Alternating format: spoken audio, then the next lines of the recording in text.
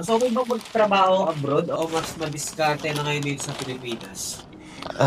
Double-edged sword yan eh. When you say double-edged sword, para sa mga taong siguro nawawala na ng pag-asa at ginawa ng lahat dito, parang siyempre sabihin nila, mas maganda sa abroad. And then, truly, pag pumunta sila abroad, nagbabago ang buhay nila. Pero meron din naman mga tao, kahit na nandito, pero naniniwala pa rin. Naniniwala na may opportunity dito, naniniwala na gusto nilang kumita na kasama kanilang pamilya, di ba? Nagkakaroon din sila ng opportunity dito. So, anong pagkakaiba ng dalawa? Yung pag-asa. 'Di ba? Para sa mga taong nawawalan na lang ng pag-asa sa Pilipinas, pag punta nila sa abroad, punong-puno sila ng pag-asa, kaya nagiging matagumpay sila. Para sa mga taong naman na nandito, kahit na medyo nahihirapan sa buhay, pero naniniwala may pag-asa pa rin dito.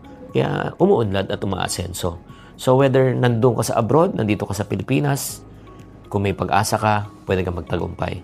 Kahit na sa abroad, kahit na sa Pilipinas ka, kung wala ka ng pag-asa, wala na rin mangyayari sa buhay.